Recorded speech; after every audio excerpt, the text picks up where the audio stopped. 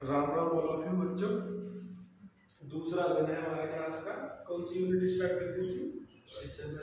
स्थिरवृत्त की, ठीक है। इसका पहला चैप्टर हम लोगों ने पढ़ा था, स्टार्ट किया था। वैद्युत आवेश व ठीक,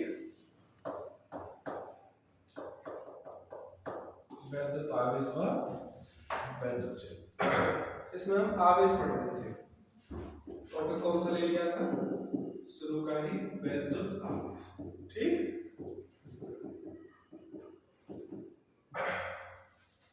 वैद्युत आवेश के बारे में हमने चीजें सीख ली थी। इसको किससे रिप्रेजेंट करते हैं? क्यू से। जरूरी नहीं है कि कैपिटल ही होगा, स्मॉल क्यू भी हो सकता है, ठीक है। वो क्वांटिटी के ऊपर डिपेंड है। ज्यादा चार्ज है तो कैपिटल से दिखाते हैं, नहीं तो स्मॉल क्यू है।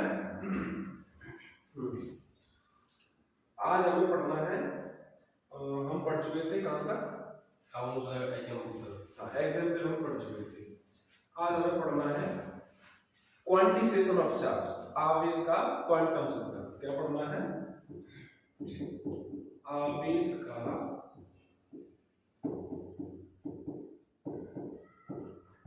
क्वांटम सिद्धांत। इसे हम आवेश का क्वांटीकरण भी कहते हैं, ठीक है। इसे आवेश का क्वांटीकरण भी कहते हैं। देखो क्या चीज है, समझ लो। जब भी आप चीजों को सीखेंगे क्वांटम करके, तो ये प्रिंसिपल क्या कहता है, ये सिद्धांत क्या कहता है कि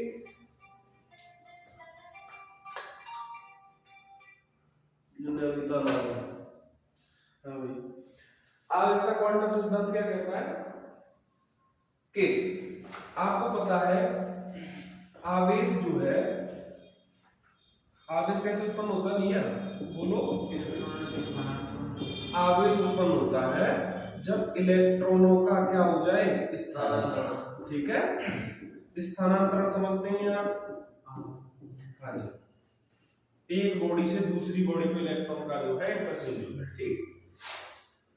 तो आवेश का जो स्थानांतरण होगा ना, आवेश इलेक्ट्रॉनों का जो स्थानांतरण होगा वो परफेक्ट मल्टीपल फॉर्म में होगा, पूर्ण गुणज के रूप में होगा। ये कहता है ये सिद्धांत, ठीक है बेटा। हाँ जी। आवेश का क्वांटम सिद्धांत क्या है कि आवेश जो है ना तब उत्पन्न होता है जब इलेक्ट्रॉन का स्थानांतरण। ये हम पहले पढ़ चुके हैं। और ये सिद्धांत क्या कहता है कि इलेक्ट्रॉन का जो स्थानांतरण है वो पूर्ण गुणज के रूप में होगा, पूर्ण गुणज के रूप में होगा। सर ये पूर्ण गुणज क्या होता है?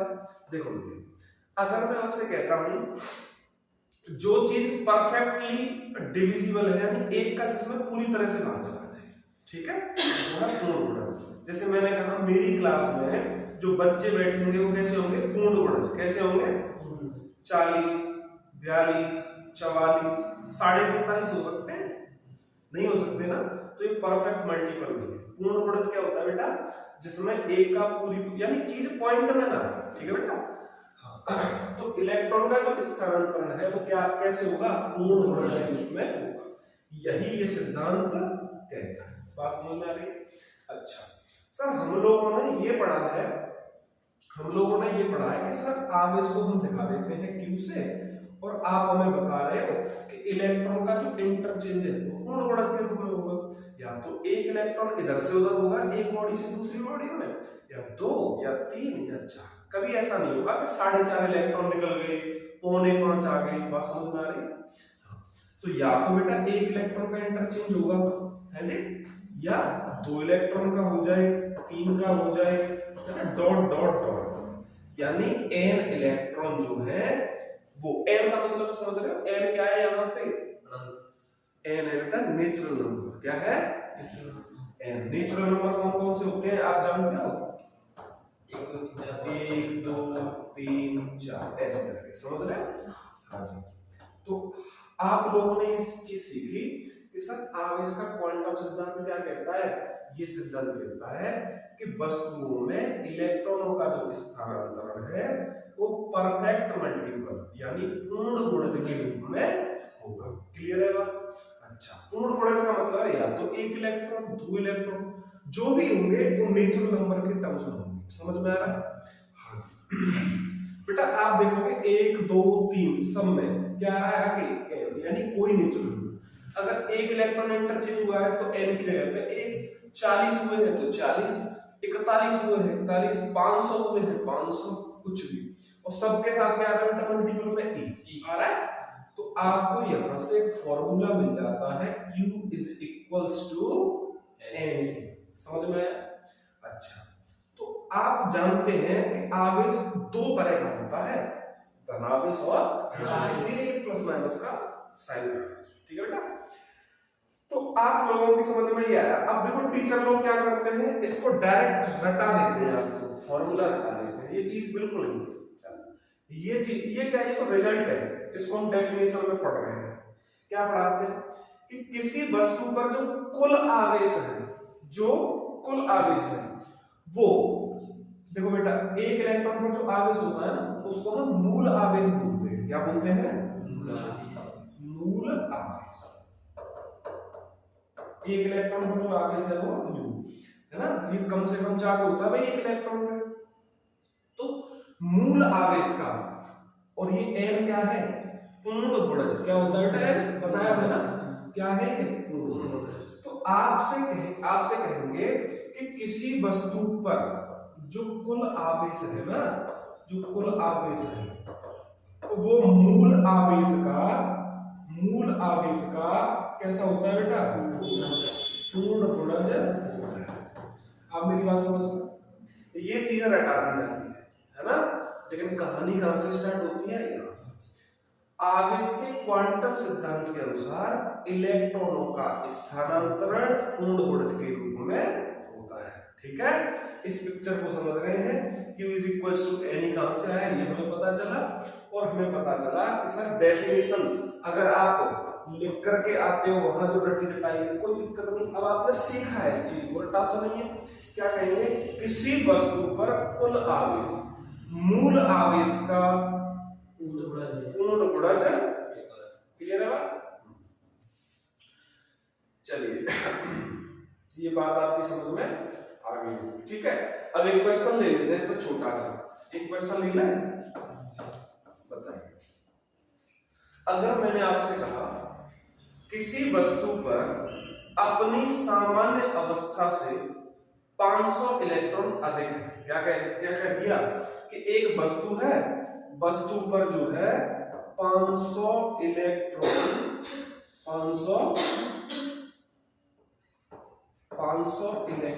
अधिक है। जो उसकी सामान्य अवस्था है ना उससे कितने इलेक्ट्रॉन अधिक है? 500। आप मुझे बताइए वस्तु पर कितना आवेश होगा? कैसे बताएंगे सर? बहुत सिंपल है, चीजों को देखो कि भाई आवेश निकालना है, फॉर्मूला अभी आपके सामने है, Q is equals to n। n क्या है? वह इलेक्ट्रॉन जो एक बॉडी से दूसरी बॉडी पे या तो गए हैं या आए हैं। आप मुझे बताओ यहाँ पे 500 इलेक्ट्रॉन अधिक का मतलब क्या है? यहाँ 500 इलेक्ट्रॉन आ गए हैं, इतना ही तो मतलब है इसका। तो बेटा n की जगह पे आपको क्या दे रखा है यहाँ पे? 500 है ना। अब इलेक्ट्रॉन अधिक है इसका मतलब आए हैं, इसने ग्रहण कर लिए होंगे। तो बेटा आवेश कौन सा होगा? बोलो सर, नेगेटिव होगा कि पॉजिटिव? नेगेटिव, क्योंकि इसने इलेक्ट्रॉनों को कैरी किया है, ग्रहण किया है इसने। ठीक है, तो n की जगह पे बेटा क्या लगा लेंगे? 500, और e की जगह पे मैंने वैल्यू बताई थी कि 1.6 into 10 to the power minus 19 coulomb बताई थी। बेटा इसका मल्टीप्लाई करोगे तो आपको मिल जाएगा, कितना मिलेगा? 1.6 का 5 में करेंगे 8 आ जाएगा, और 2 जीरो जो है इसको कम कर देंगे। कम का मतलब जो है इसको बढ़ा देंगे, देखो 2 जीरो, तो -19 में +2 करेंगे तो कितना बचेगा? 17 बचेगा ना। तो इस वस्तु पर कितना आवेश होगा बेटा? इतना आवेश। आ रही है बात समझ? बहुत सिंपल बात है। इस तरह से जब क्वेश्चन आएंगे बहुत एक नंबर में आ सकते हैं, बहुत छोटे क्वेश्चन है ना लिया तो भी दिक्कत नहीं है, बड़े क्वेश्चंस में अप्लाई होती है छोटी छोटी चीजें। ठीक है, चलिए अब हम पढ़ेंगे आवेश संरक्षण। आवेश संरक्षण का सिद्धांत। आवेश संरक्षण का सिद्धांत। ठीक है।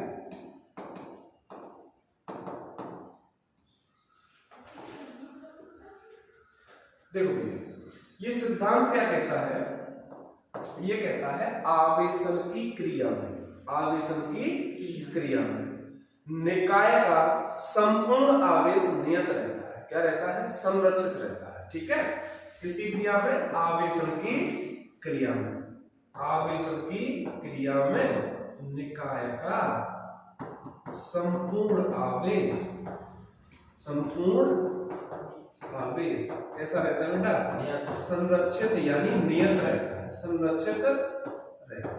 ठीक, ये बात है, इसका मतलब कुछ नहीं, बहुत सिंपल है। देखो समझ लो, ये दो बॉडी है बेटा, एक बॉडी है ए और दूसरी बॉडी है बी। ठीक है, आवेशन की क्रिया अभी तक मैंने इनको रद्द नहीं किया, मतलब रगड़ा वगैरह नहीं है, मतलब सीधे सीधे रखे हुए हैं अपनी सामने। ठीक है, अब मैंने देखा कि सर इस पे जो चार्ज है ना, इस पे जो चार्ज है वो कितना है? पहले QA वो है 0, क्योंकि कहीं से ना तो इलेक्ट्रॉन आएगा ना निकलेगा, बोलो हाँ। ठीक है, और दूसरे पर भी चार्ज कितना है बेटा? 0। तो टोटल चार्ज कितना है? टोटल चार्ज दोनों को जोड़ करके भी कितना है? 0। आप इतना समझ लोगे ना। अब मैंने क्या किया, इनको रगड़ दिया। क्या कर दिया बेटा? इनको रगड़ दिया, रगड़ दिया। ठीक है, जब मैंने इनको रगड़ा तो हुआ क्या कि ए से इलेक्ट्रॉन निकल करके, मान के चलो 50 इलेक्ट्रॉन ए से निकले और कहां पहुंच गए? बी पर। सिंपल सी बात है। तो बेटा क्यू से निकले हैं तो क्यू पर कैसा चार्ज आएगा, मतलब ए पर कैसा चार्ज आएगा? पॉजिटिव है। ये तो समझ में आ रहा है। कितने इलेक्ट्रॉन निकले बेटा? 50 और ई का मल्टीपल, इतना ही तो चार्ज आ गया इस पे। अच्छा, इस पे इसने क्या किया है? इनको ग्रहण किया है, तो इस पर कितना आ गया? कैसा आवेश आएगा बेटा? नेगेटिव आएगा। जो चीज इलेक्ट्रॉन ग्रहण कर लेती है उस पर ऋण आवेश, और जो त्याग देती है उस पर। ठीक है, कितने इलेक्ट्रॉन भैया? इसने कितने इलेक्ट्रॉन ग्रहण किए? 50 ही तो किए हैं, इसने 50 ले दिए, उसने ले लिए 50 और सबके साथ मल्टीप्लाई की। अब आप देखो टोटल आवेश अब कितना है, तो सर इस पर कितना है? QA प्लस QB को जोड़ दो, हाँ या ना? जोड़ेंगे तो देखो ये कैसा है? प्लस प्लस के 50 यानी 50 की, और ये माइनस के 50। देखना बेटा ये कैंसिल हो रहा है क्या? अब भी कितना है चार्ज? कहीं आवेशन की क्रिया में आवेश कहीं गया नहीं, संरक्षित रहता है। एक पर अगर पॉजिटिव आया है तो दूसरे पर उतना ही क्या आ जाएगा? नेगेटिव। समझ रहे? यहाँ कोई ऐसा नहीं है कि छीन के भाग जाएगा आवेश को, 50 इलेक्ट्रॉन में से 40 को ही ले गया ऊपर से ऊपर, नहीं। एक बॉडी से दूसरी बॉडी में जितने इसने त्यागे हैं उसने इतने ही ग्रहण। क्लियर है? यह है आवेश संरक्षण का सिद्धांत। क्या कहता है? आवेशन की क्रिया में निकाय का संपूर्ण आवेश संरक्षित रहता है। क्लियर है बात? आगे बढ़ जाते हैं ना। तो आवेश की जो कहानी थी वो हमने पढ़ ली है। अब हम पढ़ लेते हैं कूलाम का। क्या पढ़ लेते हैं?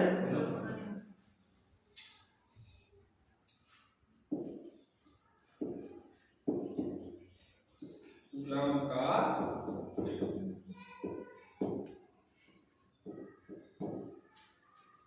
बेटा एक साइंटिस्ट थे कूलॉम। कौन थे? कूलॉम। क्या बोलते हैं? Coulomb's law. एक साइंटिस्ट थे कूलॉम। उन्होंने सबसे पहली बार हमें समझाया था कि ये दोनों आवेश एक दूसरे पर क्या लगाते हैं? बल लगाते हैं। क्या लगाते हैं? सबसे पहली बार हमने समझाया था कि भाई देखो आवेश स्थिर है। ये कैसे है? स्थिर का मतलब है एक आवेश यहाँ पे रखा हुआ है, एक आवेश। अच्छा एक चीज बताओ, मैंने तुम्हें बताया था कि आवेश क्या है? पदार्थ का गुण है। क्या है? पदार्थ का गुण है। अगर मैं तुमसे कहता हूं यहाँ आवेश रखा है, यहाँ आवेश रखा है, तो इसका इनडायरेक्ट सेंस समझ जाना, यहाँ कोई पदार्थ रखा है जिस पर आवेश कितना है बेटा? Q। जिस पर आवेश कितना है? Q। Q1 नाम दे देते हैं इसको। इस पर कितना आवेश है? Q1। ठीक है, अच्छा समझ रहे हो ना, पदार्थ रखा हुआ उसी का तो गुण है। जैसे मैंने आपसे कहा कि भैया यहाँ गुस्सा बैठा हुआ है, गुस्सा क्या है? व्यक्ति का एक गुण है ना, गुस्सा तो नहीं आएगा, आदमी बैठा होगा जो गुस्से में होगा, है ना। तो बेटा इस ये पदार्थ यानी कोई पॉइंट है जिस पर कितना चार्ज है? Q1। तो हम इसी को पॉइंट चार्ज यानी बिंदु आवेश बोलेंगे। क्या बोलेंगे? बिंदु आवेश। तो एक बिंदु आवेश है जो बिंदु A पर रखा हुआ है कोई आवेश, उसे हम बिंदु आवेश बोल रहे हैं। और दूसरा बेटा चार्ज है Q2। कौन सा है? Q2 है, जो कहां रखा हुआ है? B पर। ठीक है, देखो ये दोनों आवेश स्थिर है ना, तो कूलाम ने जो नियम दिया था स्थिर आवेशों के लिए, कैसे बताया था कि दो स्थिर बिंदु आवेश एक दूसरे पर बेटा बल लगाते हैं। क्या लगाते हैं? बल। एक दूसरे पर बल लगाते हैं। कितना सिंपल बात है ना। हाँ जी, तो कूलाम का जो नियम है वो इतना है, लेकिन कूलाम ने केवल ये नहीं बताया था कि ये दोनों आवेश एक दूसरे पर बल लगाते हैं, ये भी बताया था कि किस तरह से लगाते हैं, कितना लगाते हैं।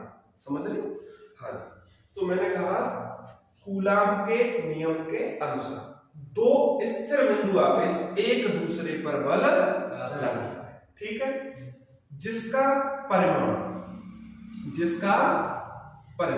ये जो बल है ना, इसका जो परिमाण है वो दोनों आवेशों के गुणनफल के अनुक्रमानुपाती होता है। के अनुक्रमानुपाती का मतलब है बेटा कि जितना बड़ा ये गुणनफल आएगा उतना ही बल लगेगा। समझ रहे हो? जितनी ज्यादा वैल्यू इसकी उतनी ज्यादा वैल्यू इसकी, अनुक्रमानुपाती। ठीक है, और बताया कि दोनों के बीच की दूरी कितनी है? r। इसके वर्ग के व्युत्क्रमानुपाती होगा। बीच की दूरी r है, इसका वर्ग कर दिया, इसके व्युत्क्रमानुपाती उल्टा ऐसे करके, है ना। ये चीज बढ़ेगी तो ये घटेगा, और स्क्वायर लगा हुआ है तेजी से घटेगा। जैसे जैसे दूरी बढ़ाओगे ना तो बल जो है कम लगेगा। क्लियर है बात? इतनी सी बात बताई थी किसने? कूलाम ने। इसे ही हम कूलाम का नियम कहते हैं। इन चीजों को थोड़ा डेरिवेटिव फॉर्म में और आगे लेकर के चलना है, लेकिन जो पेड़ बनने की कथा है उससे बचना है। चीजों को बहुत सिंपल वे में समझना है। इतना आसान है, लेकिन क्या है कि कॉपी भरा सिस्टम चल रहे हैं ना। तो कूलाम का नियम क्या है? दो स्थिर बिंदु आवेश एक दूसरे पर बल लगाते हैं जिसका परिमाण दोनों आवेशों के गुणनफल के अनुक्रमानुपाती और उनके बीच की दूरी के वर्ग के व्युत्क्रमानुपाती होता है। खत्म कर। अब आप सारे लोग इस बात को समझते हैं कि सर हमें अगर क्वेश्चन सॉल्व करना है, हमें दो आवेशों के बीच बल निकालना है, तो सर ये अनुक्रमानुपाती तो हटाना पड़ेगा, यहाँ पे बराबर का चिन्ह आना चाहिए कि नहीं आना चाहिए। तो आप लोग अच्छी तरह जानते हैं कि जब इस अनुक्रमानुपाती के चिन्ह को हटाते हैं और बराबर लगा लेते हैं तो कुछ ना कुछ नियत राशि जो चीज है तो जरूरत पड़ती है। तो यहाँ नियतांक जो है मैंने बोल दिया स्मॉल के। कौन सा के बेटा? स्मॉल के। ठीक है, ये मैंने नियतांक मान लिया। अच्छा, बाकी सारी की सारी चीजें ऐसी के ऐसी रहने देंगे, है ना। अच्छा, इतना समझ में आया आपको? देखो बहुत सिंपल बात है, आप इस अनुक्रमानुपाती को समझते होंगे बहुत अच्छी तरह से। समझते हो ना? समझते हो? और थोड़ा सा समझा देता हूं। जैसे आप लोग जानते हैं सर्कमफियरेंस ऑफ अ सर्किल, वृत्त की परिधि, वृत्त की परिधि कितनी पढ़ी है बेटा तुमने? 2πr, यही पढ़ी है ना। आप मुझे बताओ, ये वृत्त बनाया मैंने, इसकी रेडियस है r, कितनी है? ये वृत्त बनाया, इसकी रेडियस है कैपिटल, है ना। इसकी परिधि निकालोगे कितनी आएगी? 2πr। इसकी परिधि निकालोगे क्या आएगी? 2π।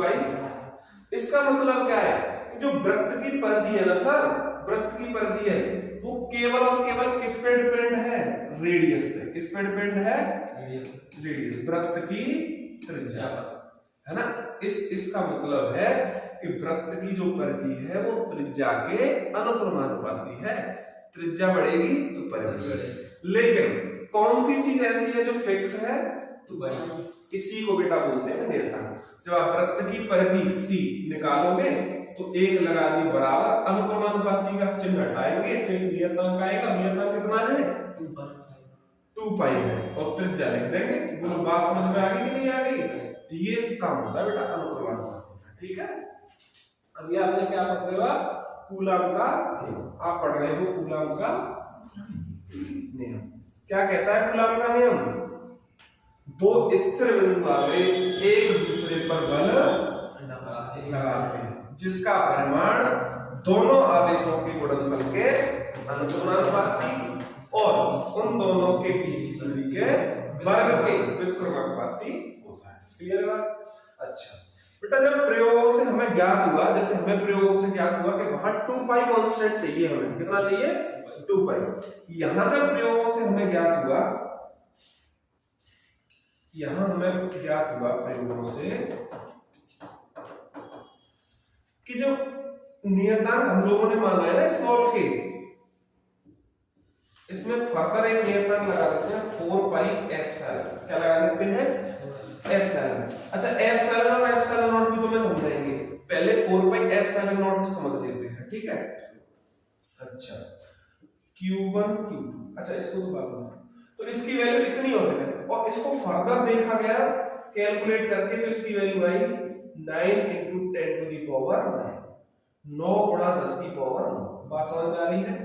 आ रही है कि नहीं आ रही है? ठीक, तो बेटा यहां पे हम इसको क्लियरली लिख सकते हैं। जब हम क्वेश्चन सॉल्व करेंगे, क्या करेंगे बेटा? क्वेश्चन सॉल्व करेंगे तो कौन सा फॉर्मूला लगाएंगे? F = अब यहाँ ये अनुक्रमानुपाती नहीं लगाएंगे, ये सीधी सीधी वैल्यू रख देंगे 9 × 10⁻9। सही है, कांस्टेंट वैल्यू, और बाकी सारा का सारा सेम। कोई दिक्कत? और बल का मात्रक क्या होता है भैया? न्यूटन। इस न्यूटन को पीछे लगा देंगे वैल्यू पे। समझ में आ गया? कूलम का नियम खत्म। ठीक है, बहुत सिंपल चीज है। अच्छा, अब हमने एक चीज को समझना है बहुत अच्छी तरह से कि ये सर एप्सिलॉन और एप्सिलॉन नॉट का चक्कर क्या है। देखो 1/4 पाई आप सारे लोग पढ़ते आए हो, लेकिन ये चीज क्या बना दी तुमने आज? नहीं, ये क्या है इसको समझ लेते हैं। ठीक है, देखो अगर मैं आपसे कहता हूं कि ये जो एप्सिलॉन है ना, एप्सिलॉन इसको बोलते हैं, क्या बोलते हैं इसको? एप्सिलॉन। क्या बोलते हैं? एप्सिलॉन। और इसको बोलते हैं एप्सिलॉन नॉट। समझ में आ रहा है? हाँ बेटा, ये क्या है? एप्सिलॉन। और ये क्या है? एप्सिलॉन। ठीक है, इसको हम बोलते हैं वैद्युतशीलता। क्या बोलते हैं एप्सिलॉन को? वैद्युतशीलता। खाली एप्सिलॉन है तो इसे हम बोलेंगे माध्यम की वैद्युतशीलता। क्या बोलेंगे? माध्यम की वैद्युतशीलता।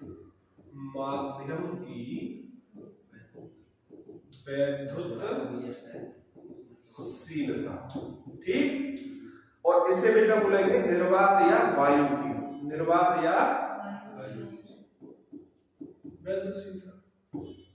ठीक, इतनी सी बात है।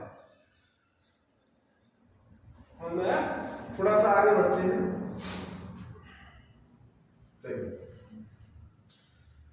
ये समझ लो, निर्वात समझते हो? निर्वात क्या होता है? जहां कोई माध्यम ना हो। समझ रहे हो? माध्यम क्या है? माध्यम समझते हो? जहां पे पार्टिकल हो, कण हो किसी न किसी चीज के। हवा है तो हवा के भी तो कण होते हैं, होते नहीं होते भाई? ऑक्सीजन है, कार्बन डाइऑक्साइड है, कण है इनके गैसेस के, पानी है, कांच है, सारे सारे माध्यम। और जहां कोई माध्यम ही ना हो वो चीज क्या है? निर्वात। तो समझ लो, मैंने कहा सर ये एक बिंदु आवेश है Q1 और ये एक बिंदु आवेश है Q2। ये दोनों आवेश जो है एक दूसरे से कितनी डिस्टेंस पे रखे हुए हैं? R। लेकिन ये सिस्टम जो है ना, ये सिस्टम है वायु में। कहां पे है बेटा? वायु। देखो ऐसा होता है कि वायु को भी लगभग किसके समतुल्य मान लिया जाता है? निर्वात। समझ रहे हो? लगभग समतुल्य मान लिया जाता है। और मैं आपको बता दूं कि इसका जो परावैद्युतांक होता है, एक चीज होती है परावैद्युतांक। क्या होती है? इसका परावैद्युतांक होता है 1। वायु या निर्वात में। तो ये दोनों आवेश कहाँ रखे हुए हैं, वायु या निर्वात में। अच्छा, अब देखो यहाँ पे एक बिंदु आवेश है Q1 और ये Q2, वही चीज है, सेम टू सेम उतनी ही डिस्टेंस पे है, वही चार्ज है। अच्छा, लेकिन अब की बारी किस पे रखे हुए हैं बेटा, माध्यम में, जिसका परावर्तकांक है K। इसकी जगह 1 2 3 कुछ भी हो सकता है, K है इसका परावर्तन कितना बेटा, K। ठीक, अच्छा, अब सर कूलाम का नियम अप्लाई कैसे करेंगे, देखो यहाँ पे देखो बेटा, हमने पता है कि जो कूलाम का नियम है ना वो ये है कि नहीं, दोनों आवेशों का गुणनफल बीच की दूरी के वर्ग का स्क्वायर। सर यहाँ पे भी सेम, क्या नियम चेंज हो जाएगा क्या, नियम किस बात का, फिर हर बात में चेंज हो रहा है, तो सेम नियम कैसा है, सेम। कोई दिक्कत, तो बोलो कोई दिक्कत। कहानी यहां से बदलेगी कि जब हम अनुक्रमानुपाती का चिन्ह हटाते हैं ना बेटा, तो एक नियतांक आता है, क्या आता है, नियतांक आता है, जिसको हम पढ़े थे अभी 1/4 नोट करके पढ़े थे। अच्छा, एक बात बताओ, ये वायु या निर्वात में रखे हैं या माध्यम में रखे हैं आवेश, वायु निर्वात। तो यहाँ वैद्युतशीलता भी कौन सी लगेगी, निर्वात या वायु की। और निर्वात या वायु की वैद्युतशीलता को क्या कहा था हमने, एप्सिलॉन 0। इसे एप्सिलॉन 0 भी कहते हैं और एप्सिलॉन नॉट भी कह सकते हैं, ठीक है। तो यहाँ पे एप्सिलॉन नॉट लगा देंगे, इतनी बात समझ में। अच्छा, बोलो ये क्या है, बताओ एक बार, एप्सिलॉन क्या है ये, एप्सिलॉन, और ये क्या है, एप्सिलॉन नॉट। इसको क्या बोलते हैं, माध्यम की वैद्युतशीलता, और इसको क्या बोलते हैं, वायु या निर्वात। अगर दोनों का मैंने क्या कर दिया, ऐसे करके अनुपात निकाल दिया, तो ये जो चीज है ये आती है K के बराबर, कौन सा K, कैपिटल, परावैद्युतांक के बराबर। किसके बराबर बेटा, परावैद्युतांक, ठीक है। अब आप मुझे बताओ कि यहाँ पे 1/4 एप्सिलॉन नॉट लिया है मैंने, क्यों लिया है, क्योंकि यहाँ माध्यम और वायु में रखे हैं ये आवेश, क्लियर है। बाकी सारा का सारा सेम, कोई दिक्कत, अरे बोलो कोई दिक्कत। यहाँ पे क्या करोगे सर, यहाँ पे भी ऐसा कर दोगे क्या, 1/4 एप्सिलॉन नॉट कर दोगे क्या, बताना जरा। नहीं कर सकते, क्यों, क्योंकि यहाँ माध्यम में रखे हैं आवेश, और माध्यम की वैद्युतशीलता खाली एप्सिलॉन होती है। आगे बात समझ में, ठीक है। बाकी सब कुछ कैसा करेंगे, इससे। आप मुझे एक बात बताओ, अभी अभी आप लोगों ने क्या पढ़ा था, अभी अभी आपने पढ़ा था कि 1/4 एप्सिलॉन नॉट को हम रख लेते हैं 9 × 10⁹ पढ़ा था कि नहीं पढ़ा था, ये पढ़ा था। अच्छा, और सर यहाँ पे तो हमने ये पढ़ा है, हमने पढ़ा है कि 1/4 एप्सिलॉन नॉट किसके बराबर, 9 × 10⁹ के बराबर पढ़ा है, हाँ या ना। हमने ये तो पढ़ा ही नहीं, अरे ये नहीं पढ़ा तो क्या बोल, देखो ये फॉर्मूला दिख रहा है, आप यहां से क्या करोगे, एप्सिलॉन की जगह पे लिख लोगे एप्सिलॉन नॉट के। अभी बस समझ बेटा आगे। तो यहाँ पे जो एप्सिलॉन नॉट है इसको हटा दो, क्या कर दो इसकी जगह पे एप्सिलॉन नॉट के, क्लियर है। अच्छा, क्या बेटा इसकी वैल्यू आपको पता है, अरे बोलो पता है कि पता है, 9 × 10⁹ 9। देखो नीचे क्या रह गया, परावैद्युतांक की। आ रही है बात समझ में, आ रही है कि नहीं आ रही है। अच्छा, आप लोग एक चीज नोटिस करो कि ये जो चीज है ना, ये जो चीज है यहाँ पे है ना, यानी आप इसको रिप्लेस कर सकते हैं। अगर मैं इसको कहूं ये कहां पे बल लग रहा है, वायु में, कहां लग रहा है, Fa से दिखा दिया मैंने इसको, ठीक है। अच्छा, तो आप लोग बता देंगे सर जो माध्यम में बल लगेगा ना F, वो कितना होगा, सर वायु में जो बल लग रहा है ना, वायु में उसमें किसका भाग दे दो, परावर्तन K का भाग दे दो, आंसर आ जाएगा, है ना, है सिंपल। क्या करना है कि आप मुझे बताओ आवेश, अच्छा एक चीज बताओ कि आवेश जहां अगर वायु में है और एक जगह क्या कहां है, माध्यम, तो बल कहाँ ज्यादा लगा है, कहाँ ज्यादा लगेगा, माध्यम में या वायु में? वायु में ज्यादा लगेगा। कहाँ लगेगा? देखो वायु में निकालने के लिए के का मल्टीप्लाई करना पड़ेगा, समझ में आ रहा है? हाँ जी। और माध्यम में बल निकालना है, कुछ नहीं, जितना बल वायु में लग रहा है लगने दो, किसका मल्टीप्लाई कर दो, परावर्तित। ठीक है, मैं आपको ढेर सारे क्वेश्चन कराऊंगा बेटा, पीडीएफ बन रही है, तैयार हो जाएगी, मतलब या तो मैं मोबाइल से फोटो खींच करके बना दूंगा या टाइप लिख करके। ठीक है, बहुत सारे क्वेश्चंस की प्रैक्टिस हमें करनी है। फिर भी आप इस चीज को समझ पाए या नहीं समझ पाए? बोर्ड में क्वेश्चन पूछा है इसका, इसमें कई बार, समझ रहे हो? जैसे मैं तुमसे क्वेश्चन पूछ लेता हूँ, इसको हटा भी समझ में आ गया तो? अगर आपने क्वेश्चन कर दिया तो समझ में आ गया, जो नहीं है। मैंने कहा क्वेश्चन है बेटा, दो बिंदु आवेश, दो बिंदु आवेश, एक बिंदु आवेश ये और एक ये, कोई आवेश है Q1 और ये कोई आवेश है Q2। वायु में रखे जाने पर, वायु में रखे जाने पर 18 न्यूटन का बल लगाते हैं। एक दूसरे पर कितने न्यूटन का बल आरोपित करते हैं बेटा? 18 न्यूटन का।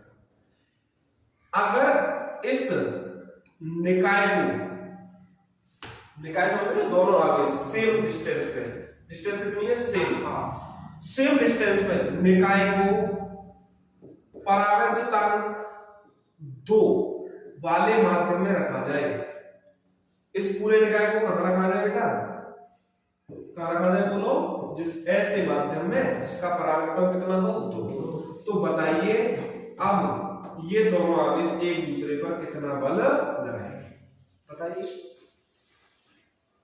बताओ जल्दी।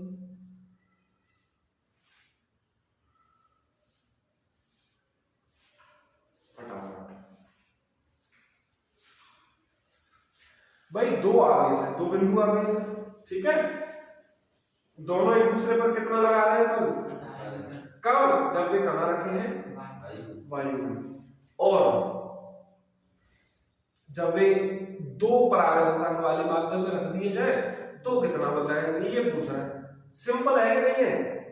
अरे भाई देखो, अभी अभी तो समझाया है, अभी अभी तो समझाया है कि माध्यम में अगर आपको बल निकालना है, किसमें निकालना है? जिसका परावर्तक कितना है? के, है ना? तो आप क्या करोगे, वायु में जितना बल लग रहा था ना सर, उसमें के का भाग दे देंगे, डिवाइड कर देंगे। बेटा वायु में कितना बल लग रहा है दोनों आवेशों के बीच? 18 न्यूटन। और परावर्तक की वैल्यू कितनी है? 2। आंसर कितना आ गया? अभी समझ लो, इतना सिंपल सा क्वेश्चन, बोर्ड का क्वेश्चन है ये, ठीक है। तो यहाँ पे दोनों आवेश कितने न्यूटन का बल लगाएंगे? 9 न्यूटन का बल लगाएंगे। वायु में लगा रहे थे 4, माध्यम में, ठीक है बेटा, समझ में आ गया नहीं? चलिए, अच्छा देखो, बोर्ड का जो फैसला है ना क्वेश्चन पूछने का, अभी इसको तो सारे बच्चे पढ़ते हैं, सभी पढ़ेंगे कूलाम का नियम क्या है जी, और क्वेश्चन वगैरह ऐसे छोटे मोटे कर लेंगे। आपसे जो बोर्ड पूछेगा वो आपसे थोड़ा सा एडवांस पूछेगा, एडवांस कुछ नहीं, तरीका है उसका अलग। क्या पूछेगा? आपसे कहेगा कूलाम के नियम को सदिश रूप में व्यक्त कीजिए। किस रूप में व्यक्त कीजिए? कूलाम के नियम को सदिश रूप में व्यक्त कीजिए। तो ये क्वेश्चन बनता है बोर्ड में, जिसमें ये पूरा का पूरा जो नियम है वो अप्लाई होता है, लेकिन किसके साथ? दिशा के साथ, सदिश रूप में, ठीक है। अच्छा,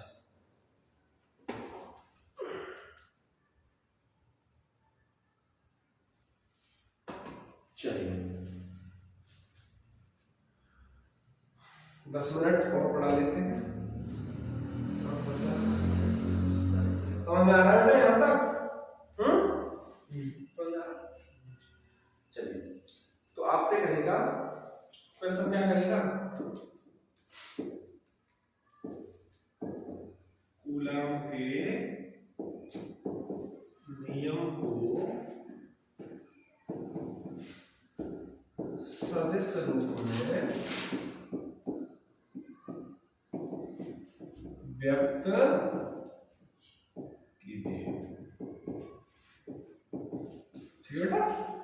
इसी को क्वेश्चन को और कैसे पूछता है, और का मतलब होता है बेटा अथवा, अथवा करके कैसे पूछता है, आपसे कहेगा सिद्ध कीजिए कूलाम के नियम के अनुसार दो बिंदु आवेश एक दूसरे पर बराबर किंतु विपरीत दिशा में बल लगाते हैं। ठीक है, मैं इसको लिख नहीं रहा हूं, समझ जाओ इसे। तो आपसे कहेगा कूलाम के नियम को सदिश रूप में दर्शाइए या सिद्ध कीजिए कि दो बिंदु आवेश, देखो ये दोनों बिंदु आवेश है Q1 और Q2। आपसे कह रहा है कि ये सिद्ध करो भैया कि दोनों आवेश जो है ना एक दूसरे पर बराबर किंतु विपरीत दिशा में बल लगाते। ये अच्छा, आप ये बात बहुत अच्छी तरह से जानते हो कि दो सजातीय आवेश एक दूसरे को प्रतिकर्षित करते हैं और विजातीय आवेश एक दूसरे को आकर्षित। ये बताओ दोनों कैसे हैं पॉजिटिव, तो इसको प्रतिकर्षित करेंगे, खींचेंगे एक दूसरे को, तो ये बेटा इसको इधर धकेलेगा कि नहीं धकेलेगा, बोलो है कि नहीं, और ये इसको इधर धकेलेगा। क्लियर है बात, ये इसको इधर धकेलेगा, प्रतिकर्षण होगा। तो आप लोगों से कह रहा है ये सिद्ध करो कि अगर ये वाला आवेश इस वाले आवेश पर F बल लगाता है तो ये वाला आवेश भी इस वाले आवेश पर F ही बल लगाएगा। कितना बल लगाएगा, F बल ही लगाएगा। ये हमें प्रूव करना है। ये दूसरी क्वेश्चन समझा रहा हूं, आंसर नहीं है ना मैं पढ़ा रहा हूं, मैं तुमको क्या समझा रहा हूं, बोर्ड आपसे क्वेश्चन किस तरीके से पूछे।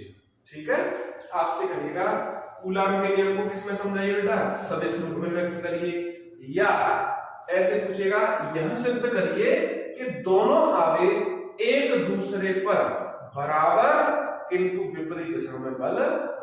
ठीक है बेटा, आपने एक चीज और याद, इस क्वेश्चन को कैसे पूछेगा, आपसे इस क्वेश्चन को पूछेगा, आप न्यूटन के नियम पढ़े हो गति के, 9th में भी पढ़े होंगे, 11th में भी पढ़े होंगे, प्रथम नियम, द्वितीय नियम और तृतीय नियम।